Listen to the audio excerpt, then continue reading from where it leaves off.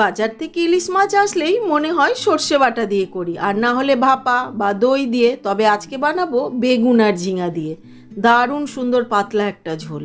এখানে ইলিশ মাছ নিয়ে ভালো করে ধুয়ে জল ঝরিয়ে দিয়ে দিচ্ছি প্রয়োজন মতন হলুদ লবণ দিয়ে খুব ভালো করে মেখে নিচ্ছি। এদিকে গ্যাসে কড়াইতে সর্ষের তেল গরম করে নিয়েছি, তার মধ্যে মাছের পিসগুলো একে একে দিয়ে দিচ্ছি। একদিকটা হয়ে আসলে অপর পিঠ উল্টে নিচ্ছি, উল্টে পাল্টে বেশ লাল লাল করে ভেজে নিয়েছি, তুলে নিচ্ছি। এবার মাছ ভাজার তেলে দিয়ে দিলাম কালো জিরে কাঁচা লঙ্কা, ফোড়নটাকে ভেজে নিয়ে দিয়ে দিচ্ছি লম্বা পাতলা করে কেটে রাখা আলুটাকে বেশ লাল করে ভেজে নিয়েছি, দিয়ে দিচ্ছি লম্বা করে কেটে রাখা বেগুন আর ঝিঙে। আবারও সবজিগুলোকে খানিকক্ষণ ভেজে নিচ্ছি। এইবার দিয়ে দিচ্ছি প্রয়োজন মতন লবণ, হলুদ, বেটে রাখা জিরে, তার সাথে ফাটিয়ে নেওয়া কয়েকটা কাঁচা লঙ্কা দিয়ে খুব ভালো করে কষিয়ে নিচ্ছি যাতে মশলার কাঁচা গন্ধ চলে যায়। এইবার দিয়ে দিচ্ছি প্রয়োজন মতন গরম জল, ঝোল হবে তাই জলটা একটু বেশি দিলাম। ভালো করে নেড়ে মিশিয়ে কিছুক্ষণের জন্য ঢাকা দিয়ে দিলাম।